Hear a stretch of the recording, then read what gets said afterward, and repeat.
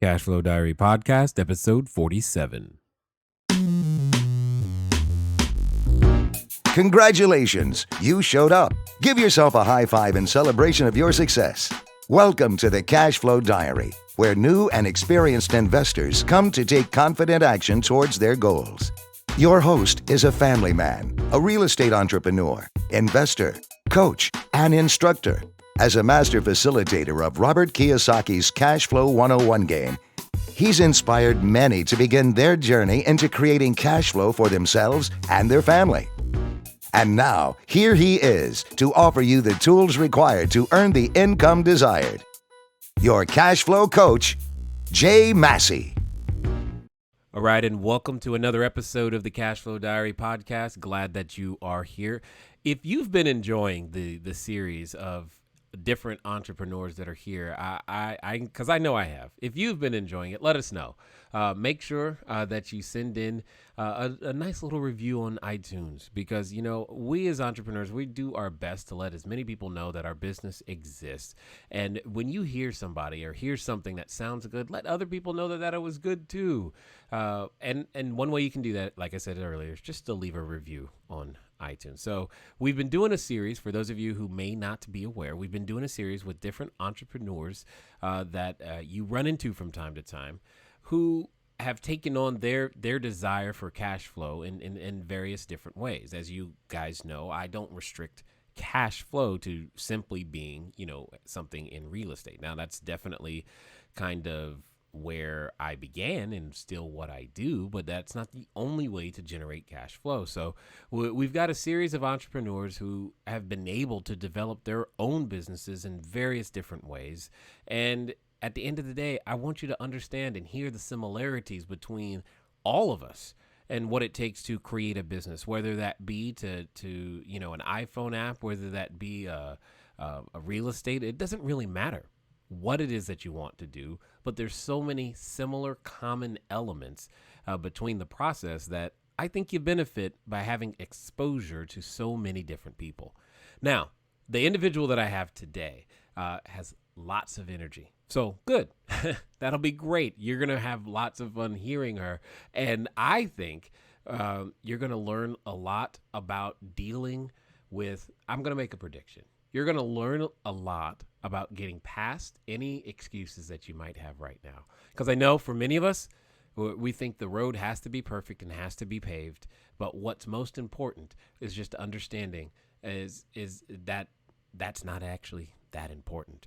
Anyway, do me a favor. Make sure that you give your full time and attention right now to Miss Lakeshia Ekeigwe. She is a leadership development coach and consultant, and she's got more different things than she's done than I can even begin to try to sum up. But it's amazing that we were actually able to catch up with her. She's a very, very busy person. Lakeshia, welcome. Thank you, Jay. That was a nice introduction. I try.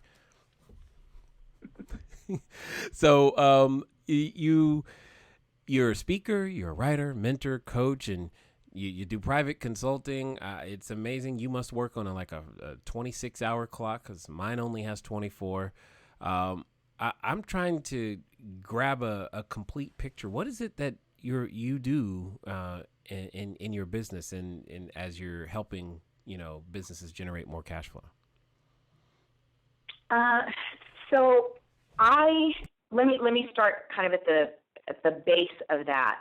Okay. I like to say if corporations are legal persons, I work with their heart, right? So I work at the heart of an organization, and I work to develop leaders, and not sort of in the traditional sense of thinking of having a leader sort of climb the corporate ladder, but I try to work to develop leaders into the best possible model for the organization, the best possible inspirer for the organization, the best possible guide for their teams. I believe that leadership is a partnership, and I think that's one of the biggest gifts that I give to my clients, is that I help them to understand that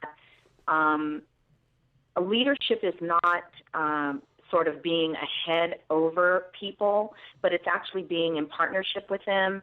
It is an sort of an unwritten and unstated partnership. If you didn't have people willing to be led by you, then there is no leadership, right? You're by yourself. So, and people agree to be led for a number of different reasons. Sometimes they agree to the leadership because they need a paycheck. Sometimes they agree to it because they need benefits. But whatever their reason for being in the organization, it's a willingness on their part to be led.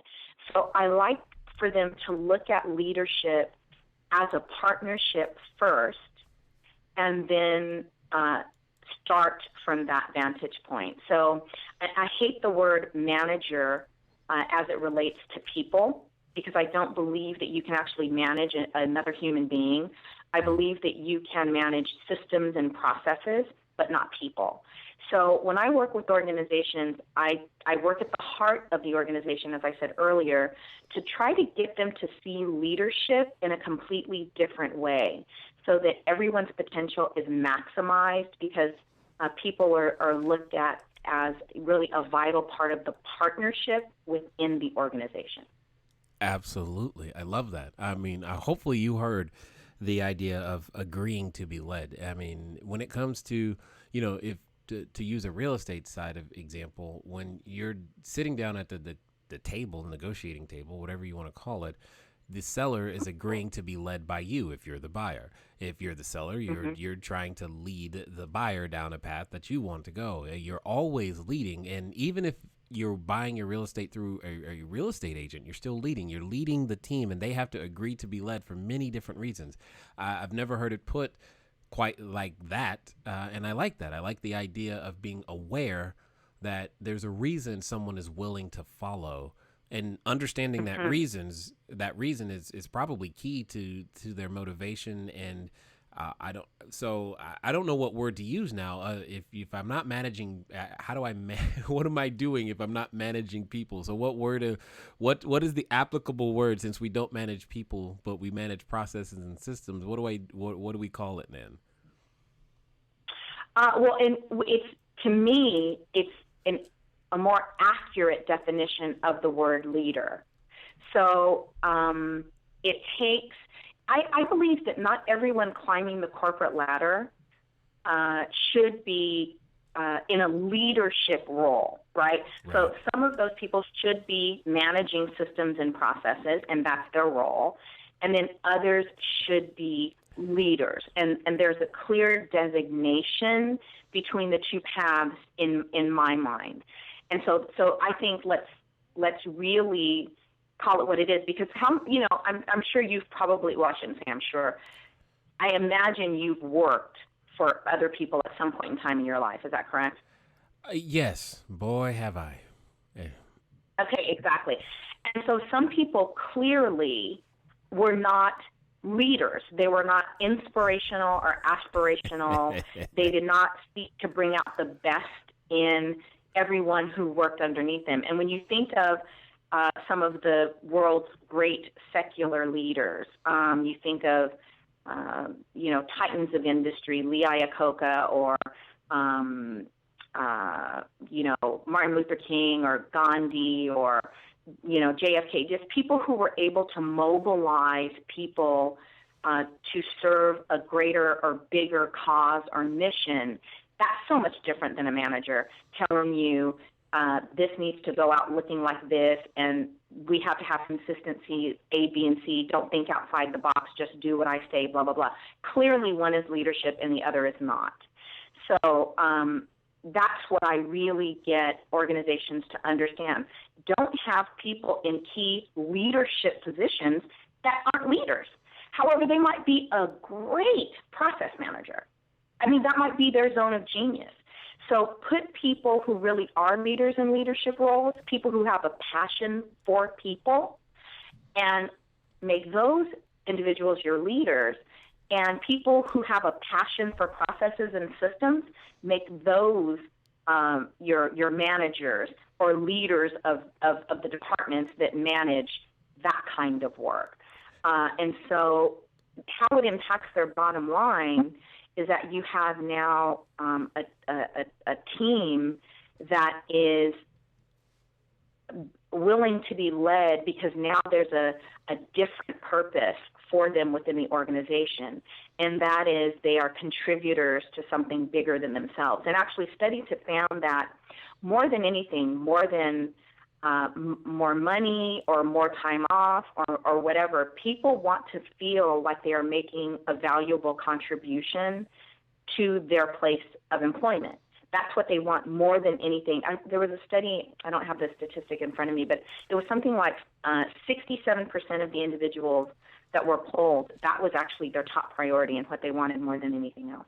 That's amazing. I teach a concept known as investor identity. If you're hearing that for the first time, it's very similar to what she just said, is that many investors invest with you or you start your business for reasons other than just money.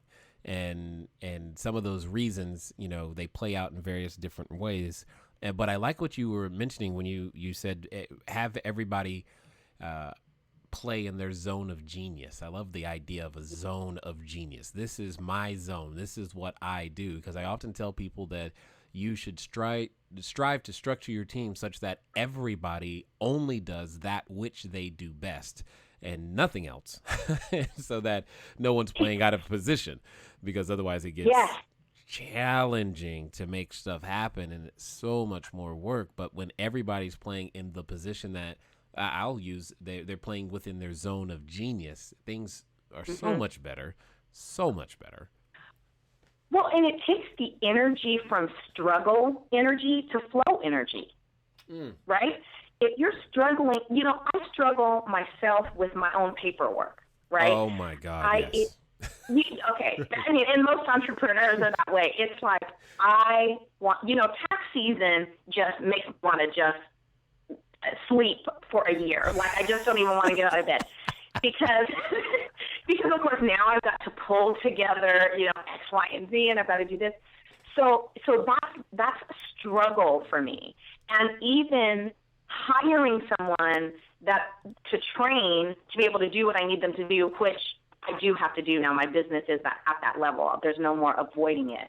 But the idea of even pausing to train someone to do what I don't want to do is struggle energy for me. Whereas talking for a living is my zone of genius. Inspiring for a living is my zone of genius. It takes little to no effort for me to show up in that way because that's my area of strength. So I'm always in flow in that area of my work, but my struggle energy is always, my struggle areas are always a struggle because A, they're not my zone of genius, B, I hate doing it, and so I put it off, and then it becomes a bigger problem. So it's the same within your organization. Don't have someone doing something they hate, struggling through it, wasting their energy where you could actually be benefiting from their zone of genius, whatever it happens to be, and really elevate your organization to the next level because everybody's operating at their highest and their best. Absolutely. I think what's key to that, though, is seeing how that plays out for each one of us. I find it very funny when you said I'm trying to hold myself together, and you're like, you can't, do your own paperwork very well. And there have been many times where I just tell people, just do not give me paper. I don't even, and like when people try to hand me a business card, I won't even take the business card. I take a photo of the business card and hand it back to them because it's like, dude, I'm going to lose that. It's useless. You might as well keep it. I don't know what happened, but when it comes to paper, I'm not the guy. And you're right. You got to place people in their own zone of genius, which is what I was just sitting here thinking about is, there are some, it's not just when you're building your organization, when you're building your company, it's not just about you being in your zone. You've got to be aware that other people have a zone. And then you got to take that extra step and realize that everybody has a zone and in some way, shape, or form, in order to make sure that you're getting the most out of their energy as well. Because once you begin to bring other people on board, you don't want them just doing everything you don't like doing just for the sake of you not liking to do it. Exactly. But this is I like the way you're encapsulating these concepts, because this is something every entrepreneur struggles through and with, especially when you just start. Now, you made a you made a quick statement, and I don't know if others caught it, but you said that's just where my business are anymore, and I can't avoid it. And there have been so many things that I know myself have said, I'll get to it later. I'll get to it later. We don't need that now. I'm kind of curious to understand a little bit of your process in terms of how on earth did you get started? How did you wake up one day and say, I know this is what I'll do? How did that happen? Okay, wow. So I spent 20 years in the legal field. Oh, actually over probably nearly 25 years. And I started working as a receptionist in a law firm. And I, worked my way up, became a legal secretary, litigation specialist, and then a paralegal, and then managed offices. And so that was that journey. I always had the heart of an entrepreneur. Like, I could never come to work at 9 ever. Like, I remember one of my bosses asked me, he's like, "What time are you supposed to get here?" And I was just like, I just get here when I get here. And I know that probably sounds crazy, but not to my me. work was so good that they were willing to overlook that in me, even though, other staff complained and, they just thought I was just this most horrible, bad employee. And I was, because I wasn't an employee. And I never should have been. I spent many of those years, probably half of the 25 years, working as an independent contractor, because the idea of being an employee was, I want to use the right word, devastating almost to me. The idea of someone owning my time out of my life was just incomprehensible to me. I just could not, I can understand that someone could tell me I can have 1 week of vacation. That was just, or 2 weeks of vacation. Like, who are you to tell me that? And so during that time, I was really fortunate because I worked with a lot of people who saw my zone of genius, though they didn't know and I didn't know it was my zone of genius. And what that was being a trusted confidant to them, being capable at my job, certainly, but being a trusted confidant, being someone who was able to guide them to their own truths on their own journey. So, I was just always that partner for them. And at one point in time, I'd say probably about, I don't remember how many years ago, but I read a book called Coach Yourself to Success. The author of that book is Tulane Meadowner, and I highly, highly, highly recommend that book. It's one of the best books I've ever read in my life, and it changed my life. And it's required reading for anyone who signs up as a client for me. Again, it's Coach Yourself to Success. And when I read that book, I saw myself in that book, and I thought, okay, this is what I've been all these years. I'm a coach. I wasn't a therapist. I didn't have a desire to go back through people's painful journeys and painful stories, and I just didn't have that sort of perspective.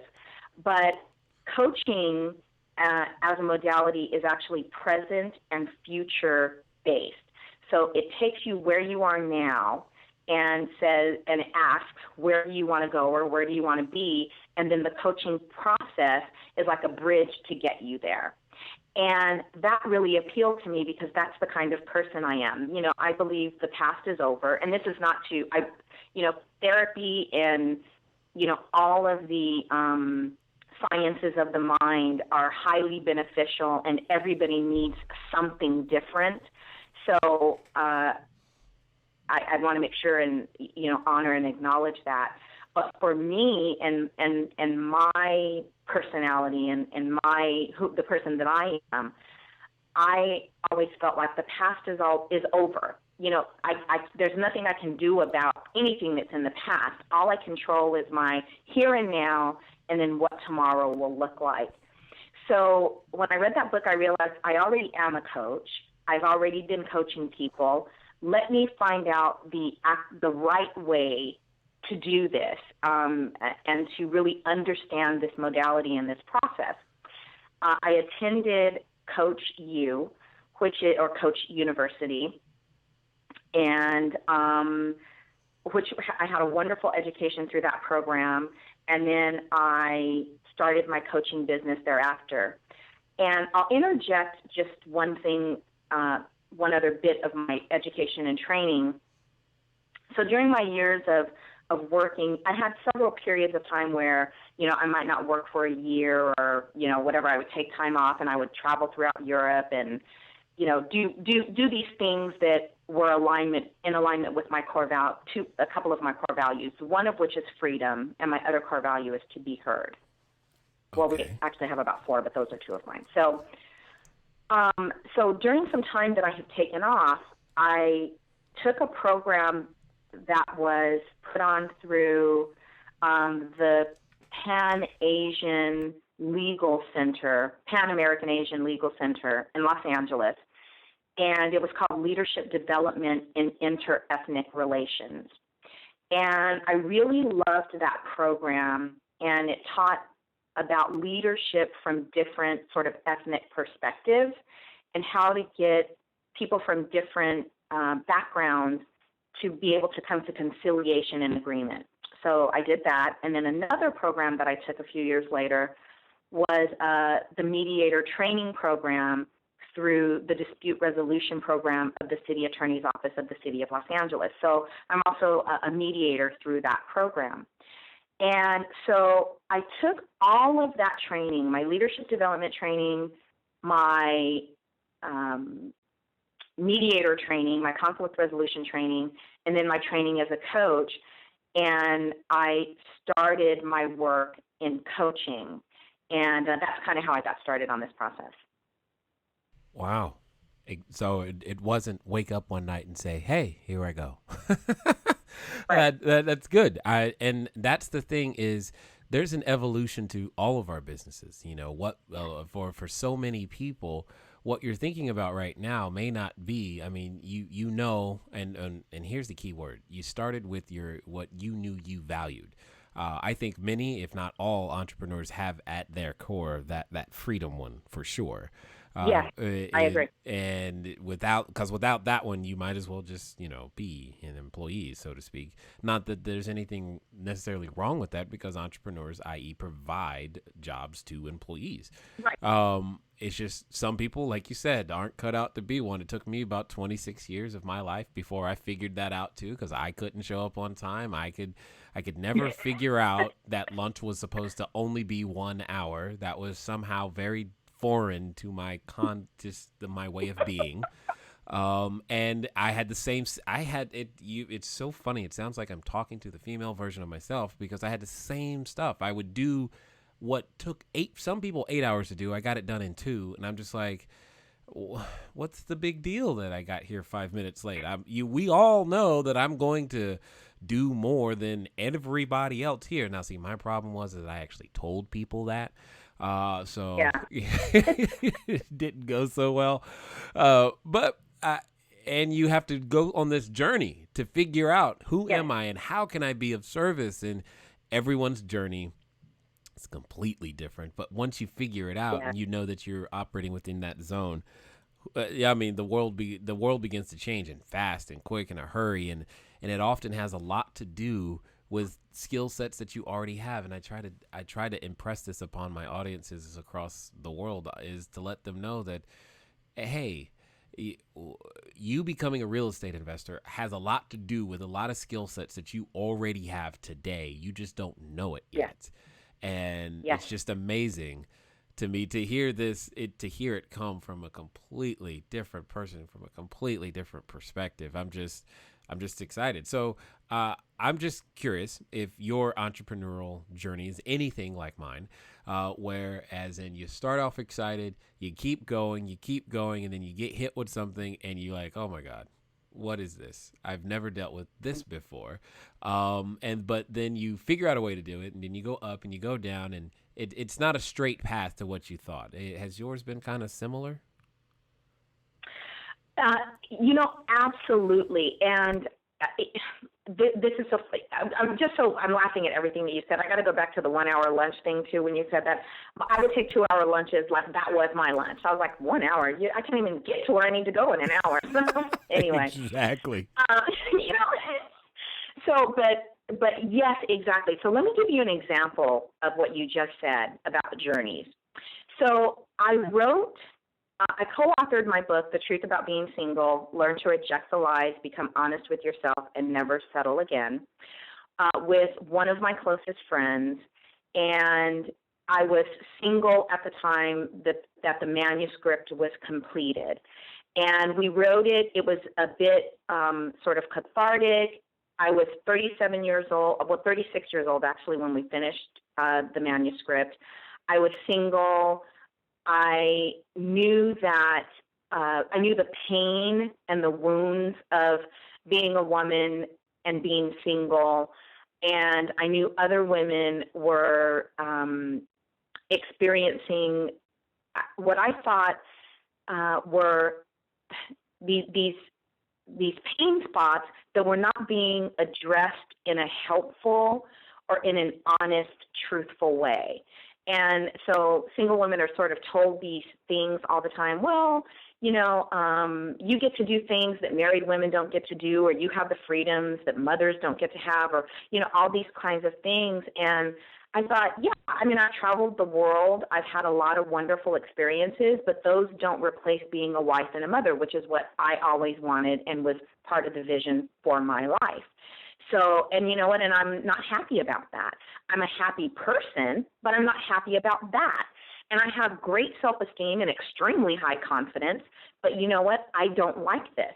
And I wanted to give women permission to say, I'm not happy about being single, but that doesn't mean I'm a happy, miserable person.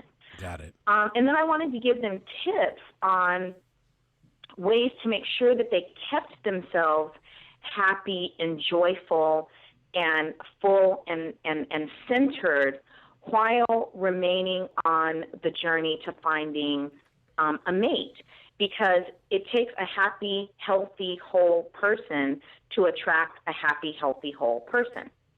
So, but it was okay to say that you didn't want to be single, and that was really, part of the biggest part of our message. So, as far as it related to my coaching business, I thought, I've got this book, we've been interviewed on the Huffington Post, we've been interviewed by MSNBC.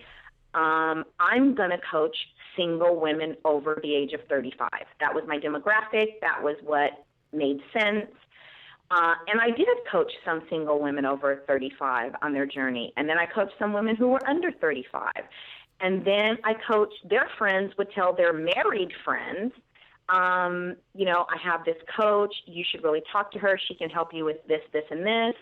And then it was like my business was comprised of half married women and half single women. Then it was actually more married women and less single women. And then many of those married women were leaders within their organizations, because at that age bracket, 35, 40, 45, now they have positions of authority within organizations. And so that's how I kind of got into leadership development coaching. And that's the space that I've pretty much remained in, and that I'm taking my business from here. So the journey has been really interesting, and my business looks amazingly different than I envisioned that it would look. But I remained open to the way my business was directing me. If I thought I was a good fit for the person or the organization, I didn't stick to what I had said my niche was. Whoever showed up, if I thought that they were a good fit and I could help them, I did. I worked with them. If I didn't, I passed. And so my business has become something very different than what I thought, but I'm enjoying it so much more. And I can clearly see that my entire journey actually led me to be exactly where I am. Oh man, so well said. Because that same thing happens over and over and over again with each and every entrepreneur that I meet. Is we have an idea, we write a vision, we had a business plan, and we thought it Right. was going to be this, but it ends up being something completely different. And I find it interesting, just oftentimes how unwilling we are as humans to be open to the process of adjustment or change, etc. But the path to success and the path to where we need to be usually isn't straight. And as many of you know, No. you guys know that we started out technically homeless, credit scores of 398, had no money, medical issues. I couldn't walk and talk, and my wife was unable to eat or drink, period, and almost died a few times. That was the start of the career. I promise you, I wasn't thinking, hey, I know that Wow. what we'll end up with is the idea of, raising private capital and helping people and building international buildings and commercial stuff. That wasn't what I was thinking. You can hear the same thing in Lakeshia. What she was thinking isn't where she is today. But here's the thing, and this is why I wanted to say all this. Start where you are with what you have, and that's exactly what you've done. And I appreciate you being an example of that. But if it's anything like my journey, starting where you are with what you have brings with it certain challenges, certain struggles, certain things that aren't in place when you want them in place, and certain Right. revelations. What has been some of that for you? All right, now let's get over to the cash flow question. You're like, why did you stop right in the middle of your question? She was about to answer. Yes, I know. It's all good. We'll get right back to that in just a second. But we want to make sure that we cover the question from last time. Remember, for those of you that are playing along with us, you send in your answers to the question at 800-689-1764, 800-689-1764, or you email us at cashflowquestion@cashflowdiary.com for an opportunity to win a copy of my upcoming book. The title has changed, everybody. The title has changed. However, the information is the same. We are going to have the book in March. For those of you who have already won and or pre-ordered, at least now you know what's going on there. But anyway, inside the book is a definition. There's a thing that I use that's really a cash flow diary, and that's going to be the title of the book. To help me create business, period. And many people want to know not only how do you raise capital, how do you do multifamily buildings, how do you start from very little, or Jay, I have no money, no credit. How can I get started in business and real estate? That's what's going to be in the book, mostly from how I did it, not anything other than how I did it, not theory, just fact. And you can go from there. So, for those of you who want an opportunity to win the book, you got to send in your answer to the question. Again, that's 800-689-1764 or cashflowquestion@cashflowdiary.com. Last time, the question was, as a property owner, why is maintaining a high debt service coverage ratio important? I asked the question that way because that means you got to at least understand what a debt service coverage ratio is. And if you've listened to us for any length of time, you probably heard me talk about the DIP process, data information to interpretation process, so that you have the ability to not only know what numbers are, but understand when you see them what you're supposed to do or not do. A high debt service coverage ratio simply means that you have more than enough money to service the debt, i.e., the mortgage. And the higher the number, the more cash flow you're actually typically generating. Okay, so that's good. But it also could be indication that it's time to refinance. To get that, you could have a situation where you have what I call underperforming equity. Underperforming equity. So when you have a debt service coverage ratio that is too high, that could be that. Now, if you find yourself calling yourself a conservative investor and you like higher debt service coverage ratios, then that's fine. But at the same time, it is definitely a measure to give you an understanding of, do you have enough money to service the debt after all of the expenses? And in the world of raising private capital, so when I'm working with private investors, I'll use a high debt service coverage ratio on purpose because it also means that, Mr. Investor, we have more than enough money to pay you as well, and we'll be able to make some too. So, many different ways to use that number. Hopefully, that helps. So, this week's question: when using the measurement known as GRM, or gross rent multiplier, what does a high number indicate? What does a high number indicate? So feel free to answer that question. Send it in to cashflowquestion@cashflowdiary.com or 800-689-1764. 800-689-1764. Let's get back to the interview. Well, so as an entrepreneur, and I'll be curious to see what you think about this, the idea of creating a business was a challenge, first of all. In my mind, it was like with coaching, for instance, if you provide a service and then someone pays you, and my service is my time, my mind, I could do it in person, do it over the phone, and they pay you.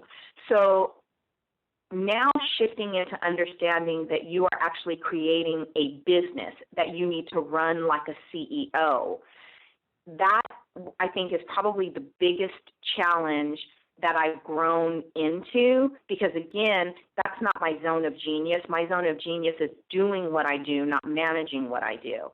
So I think that's probably a huge learning for entrepreneurs. The other thing about starting where you are, a couple things that I did do was that I did work with two coaches that had business models that I respected. So I didn't invest, some people will say they invested, hundreds of thousands of dollars or tens of thousands of dollars. I didn't.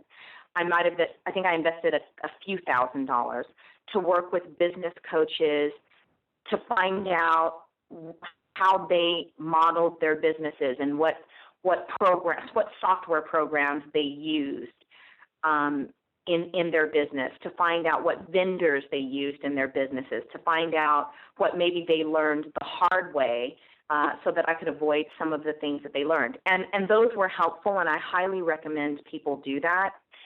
I also then still learn some things the hard way, so because everybody's going to, and so that's another thing. Don't think just because you do take these classes and courses or read these books that it's going to be easy. Being an entrepreneur is the hardest thing. I won't say the hardest thing you will ever do in your life, because there are lots of things that are harder, but it is a very, very hard thing to do. It is not for the faint of heart. Nope. You have to really be committed to your vision of you as an entrepreneur. Now, that vision, the journey will change, but the vision of you being your own employer, your own your own income generator, you have to be committed to that. If you aren't committed to that, you will walk away. So I would say make sure that when you start out, you're committed to that. Most small businesses fail within the first 5 years of being in business. I understand why. You have to be really committed. There's a quote that I read the other day that said, an entrepreneur will work 80 hours a week for themselves so as not to work 40 hours a week for someone else. Exactly. And it's so true. Expect to double and triple how much time you work a week. You're not going to work less like you think you are at the beginning. You're going to work 2 and 3 times as much as you would work for someone else. So I would say that's something that you need to really be keenly aware of and willing to take on that challenge. With starting where you are, you may feel a lot of, as an entrepreneur, you may feel a lot of pressure to have so many things in place. I've got to have a brand, I've got to have a tagline, I've got to have a color scheme and my fonts done, and I have to, just all the things. I have to have letterhead and a business card, and I have to have, blah, blah, blah, all these things. The only thing I would tell you that you need to start any kind of business you want to have right now is whatever the tax requirements are in the area you live in, if you need to have a business license or a federal tax ID number, if you're not going to use your Social Security number, find out what you need tax-wise, because you don't want to have any, misunderstandings with the IRS. Been there, done that already. So you've got to do that. That's Right. one thing you do have to do. And the other thing, and what I think is the most important thing, is your existing network. Those are the only two things you really need to have. Don't worry about having a logo. Don't worry about having a brand. Don't worry about having a website. Don't worry about these things. I am in the process of up-leveling my business. So right now, everything about my business was oriented about my book. So my business name is actually a version of The Truth About Being Single. However, working with leadership development, I work with, men, women, married, single, divorced. I work with everything. So The Truth About Being Single isn't an effective business online presence for the leadership development business that my business has organically grown into. So I have my website for the book, which is thetruthaboutbeingsingle.com, but my business is really Lakeshia Ekeigwe, period. And it's Lakeshia Ekeigwe Coaching and Consulting, essentially. So where I have that online presence right now is LinkedIn. And at the moment, I'm using LinkedIn as my free website for my leadership development consulting business. Whenever anyone asks me, do I have a website, I ask them to connect with me on LinkedIn. It has a bio. It talks about some of my, honors and awards that I've received. It talks about organizations that I'm a member of. It has recommendations of people who have worked with me. In a snapshot, it has everything that I would want somebody to know about me on a quick overview, while I am figuring out what I want my online presence to look like in terms of a website for myself. And I'm going to take it up a notch. I'm going to be working with, sort of higher level web developers and also perhaps even a PR team. In this interim space, though, LinkedIn is my website. And guess what? It's mobile optimized. No doubt, right? no doubt, right? It's already done. I love it.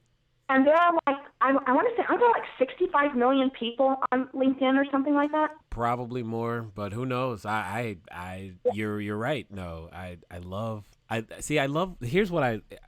man, there's so much in what you just said. I mean, from just understanding, many people, they may look and think that, I was born knowing how to even interview people or talk on a microphone or all that stuff. I didn't stop and take classes to learn all that stuff before it was necessary. None of this stuff was there. For about 5-6 years, I didn't have a website either. I just went and word of mouth spread and people said, hey, this guy can help you use your retirement plan, invest, what, blah, blah, blah. And he buys buildings and all this other stuff. And it's just so funny to me how similar, even though we're serving completely different people with completely different products and services, the path, the process, I hope you guys are hearing just how similar it is. And you start where you are with what you have. It doesn't really matter. I think you'll find this funny, Lakeshia. I often use an example where when people, come to me and saying, well, I need all these things before I actually get started. I simply ask them, a series of questions that starts with, imagine you had a daughter who was maybe, 15, and she comes to you today all stressed out about, Dad, I need my wedding dress right now. And you're like, really?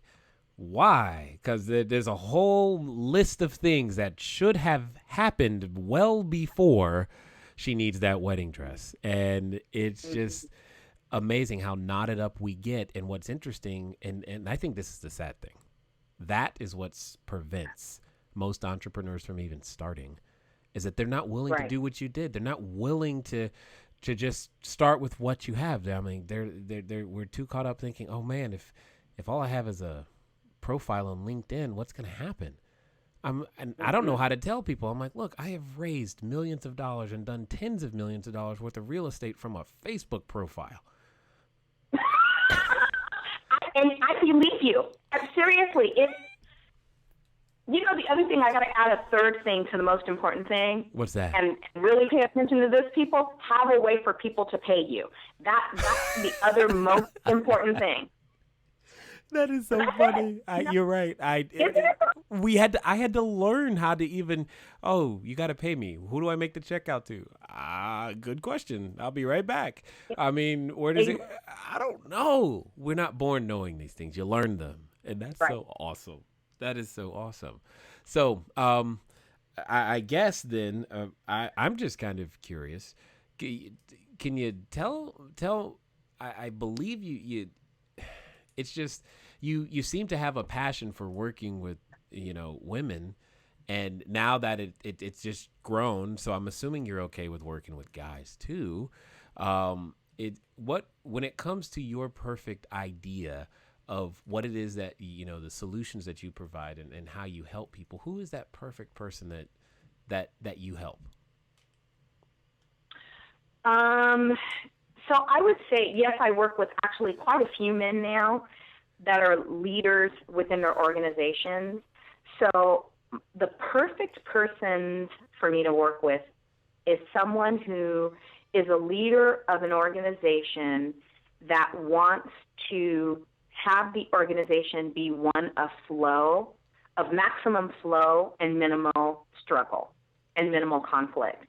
And someone who's really willing to take their organization to a place where everyone can feel like they are an essential part of the success of the organization. Some leaders are very egomaniacal. Some business owners, their business is a reflection of them. They don't want anyone to look as intelligent as they are. They don't want for anyone to look. They don't want to be in competition with anyone within their organization. So they want the claim to fame for the success.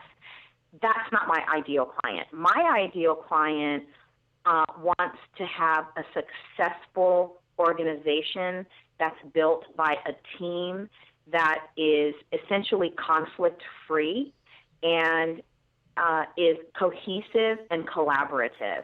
And so I will work within that organization to help them accomplish that. So that's really who my ideal client is. Got it. And I love that concept that of who your ideal client is, and here's why. I've often told people that I strive to be the dumbest person in the room. Period. That's my goal. Mm-hmm. That doesn't mean I'm not intelligent. It means I'm just the dumbest person in the room. And my team knows more in their specific area than I do. And at any time I'm the one that knows the most, we have a problem. And and I just don't ever want that to happen. And I think that's perfect for you. So I'm actually kind of curious now. Would you say someone is listening and they're thinking about, they're going, yeah, I resonate. I don't want to I want 2-hour lunches, and I want to be 5 minutes late to work and not feel made to feel guilty. And one thing that really got under my skin one day is that my oldest daughter got sick in school. They called me at school or at work, and they made it seem like I was doing something illegal just to go pick up my own kid. I'm like, dude, leave me alone. I'm going to go pick up my own kid.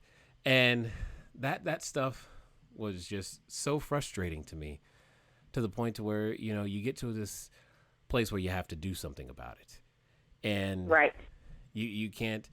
And yeah, I got to the place where I was so mad. All I was really mad all the time. And it was like, either you're going to sit there and stay angry, or you're actually going to do something about it. Because if all you're going to do is sit there and complain, you're going to end up being like everybody else. So you don't want to do that. And what I find, what I'm asking is, would you work with someone who is, say, brand new in business in any way, shape, or form?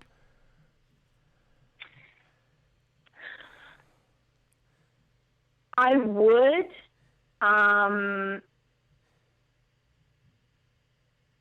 It I would it would depend on what they were looking for. My how my expertise would complement what they're looking for. So if they wanted to know, how I would, if I were them, where I would start Right. in business, sure, I would do that. In fact, I would be happy to do that. I actually have a coaching program that I created called the Confident Mediator Mentor Program, where I mentor mediators to starting their own mediation businesses, which is actually going to be a booming field in the next few years because of what's happening within the court systems. A lot of the courts are shutting down because the city governments don't have the money to keep them open 5 days a week and full dockets on the court's ledgers. It's just not possible. So yeah, that's something I would do. Yeah. Got it. I was going to follow that, but I'll leave it at that.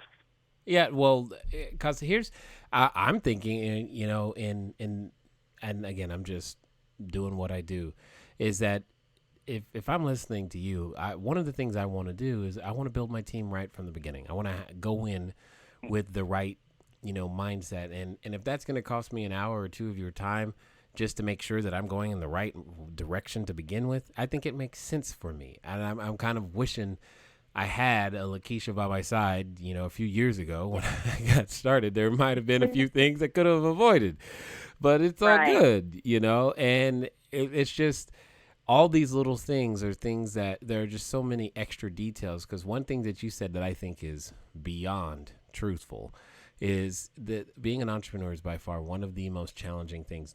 Having the belief that you can provide a product or a service and develop cash flow for yourself and investors or your family is a lofty goal, and it does force you into places that you have never considered.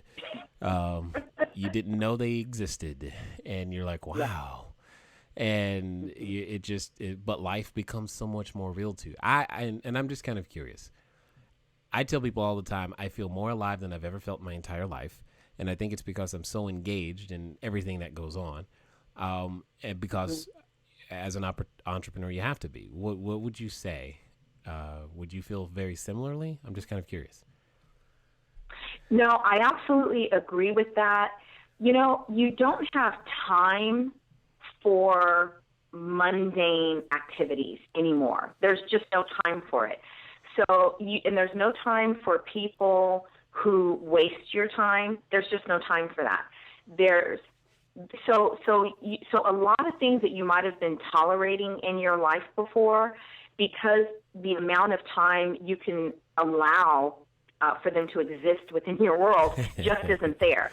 So just stuff just drops off. It does. People drop off. Activities drop off. So circumstantially, things that were maybe taking your time in a way that were not serving you, and maybe you didn't even realize it. Maybe it was even, a family member or somebody you felt obligated to, help them manage their lives in a way, or things like that. Those things just drop away. So things that might have been burdening you before just aren't there because you don't have the time for them to be there. You set a higher bar for other things in your life because you're like, doggone it, if I'm going to work this hard, I expect other people to work as hard. And I'm talking about, the barista at Starbucks. You know what I mean? It's like, no, I want my latte the way that I asked you to give it to me. Exactly. So they're just things that you show up differently because your time is at a premium now. You are trying to accomplish many things in a shorter amount of time. So, and you're always in the present moment. You don't have time to really think about the past and the future you're actually trying to build. So you're very present-centered, and I'm a very present-centered person anyway. That's just my nature. So I feel like part of maybe why you feel the way you describe it I like is that you felt very much alive is that you do spend more time present-focused. You have tasks at hand that you have to accomplish. You have got to make this work. For some of us, you might have started your business with your retirement savings or with every last dollar you had in the bank. You might have borrowed money from family members. You're kind of in a do or, quote unquote, die situation. And really most of us live within our comfort zones. So becoming an entrepreneur definitely pushes you outside of your comfort zone. And so you experience things in a very visceral way now, that when you're numbing yourself through a job you hate, or a job that's not inspiring any kind of passion in you, or doesn't allow you to leverage your intellect to its maximum potential, then you are numb for a lot of that. And you have to numb yourself. So once that numbness is removed, yes, you do feel like, oh, yeah, okay, I'm thinking in a different way. I'm critically thinking about things. I'm objectively thinking about things. I'm creatively thinking about things. So I would agree with that statement. Yeah, I think in some ways, it's the first time that people are actually thinking at all. Yeah. You haven't been for quite some time, because we've been responding to what we're supposed to do, what time we're supposed to show up, how long lunch is supposed to be, and all that other stuff. Yeah, we just won't let that one go, because that one for some reason that one was painful for me too, because I hated that. I'm like, I just got my food, now I got to go back. Wow. Anyway, so many things. As we wind down here, I'm kind of curious if there was one thing you'd like people who are thinking about becoming an entrepreneur, whether that be a business owner, a real estate investor, or just going into business the first time for themselves. What would you want them to know? What bit of advice would you like to share with those that are listening to you right now? Oh, wow. Okay, so a few things. My first thing is this. Don't let anyone limit your vision or your potential. People are going to tell you what you cannot do or cannot accomplish. Sometimes it's because they're jealous.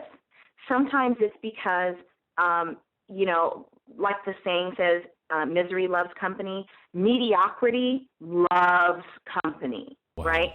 So people will try to keep you in mediocre space along with them, because then they don't have to see themselves in the reflective mirror that you're holding out for yourself of something, bigger, bolder, different, better. So when people, by making little comments sometimes, say things that limit your vision or that try to limit your vision or dim your potential, just don't own it, don't listen to it, and set and establish really strong boundaries that unless they can say something that is encouraging and helpful, that they should not say anything to you at all. And I don't allow negative talk about my business or myself in my life at all. I don't allow it. And that would be probably the best bit of advice I can give people, because you would think that most people would be happy for your success. If people don't dream as big as you do, they don't understand you. They can't comprehend you. So you are asking someone to come along on a journey with you that they don't have the mindset or the bandwidth to even be on with you. They it's. I wish I had a good analogy for that. I'll have to come up with one at some point. But they just can't. They cannot do it. They don't have the same vision. So don't invite people along for the journey who shouldn't be on it with you. They will weigh you down. They will discourage you. They will frustrate you. They will make you question yourself and your dream, and it will make your journey that much harder. Be fiercely, I don't want to even use the word defensive, fiercely protect your vision and your dream. Fiercely protect it. That's what I would say. Other than that, what I would say is really be careful about the way you spend your money. And here's what I will say. You know something that no one else knows. Your journey and your experience is unique to you. And there is value in that. One of the coaches that I worked with used to say there's gold in your story. So understand that people will pay you for the nugget of gold that is in your story that is a solution to a problem that they face. And someone is looking for your knowledge set and your expertise right now. You know right now something that someone needs to know. And someone will pay you for that. And you don't need a flashy website, and you don't need a logo that spins and glows and has music behind it. You don't need all of that. All you need to do is to be connected with that person who needs what you have. So stay connected to your network. Let everyone in your network know what you are getting ready to do or what you are already doing. And then ask them to refer anyone to you that they know might need your product, your service, etc. Ask them for it. Chances are they've asked you for a favor or two in the past, or you've done something for them, and I think it's totally appropriate to do that. But your already existing network needs to know what you're doing, so let them know.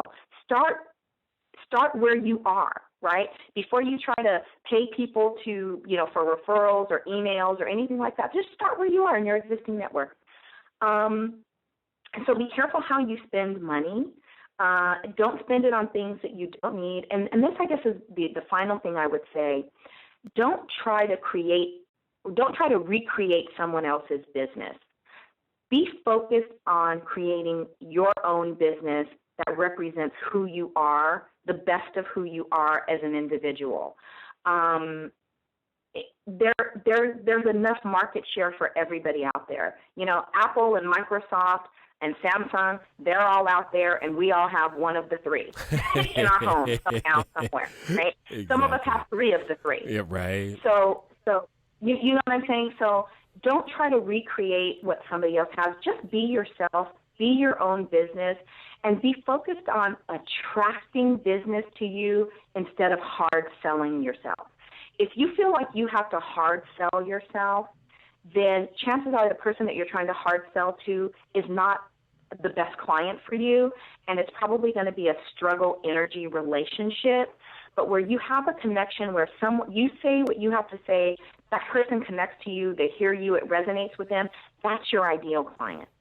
And that's who you should spend your energy on, not trying to convince someone to do business with you, but attract the people who will synergetically be a right fit for you. I think probably those would be the best bits of advice I could give. That's amazing.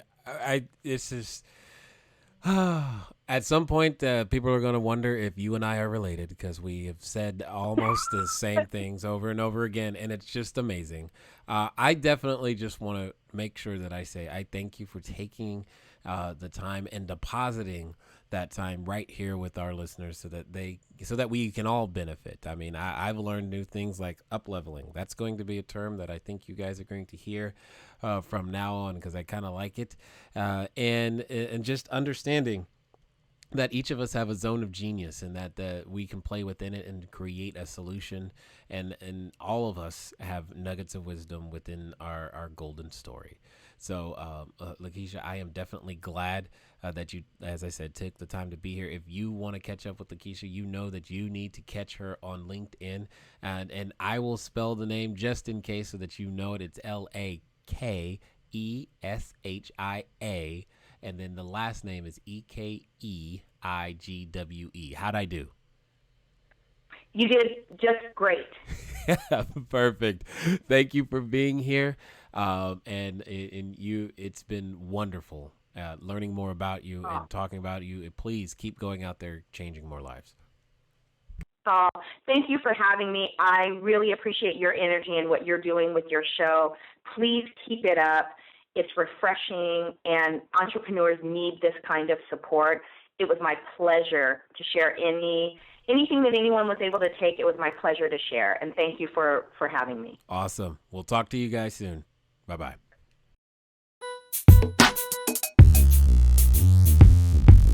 Thank you for investing your time with Jay Massey and the Cash Flow Diary. When you have a moment, please visit iTunes and leave a positive comment about the show. And go now to our website, cashflowdiary.com, to take advantage of our free business building course, Cash Flow Foundation. Gain the knowledge, understanding, and skill that will teach you how to never need a job again. Until next time.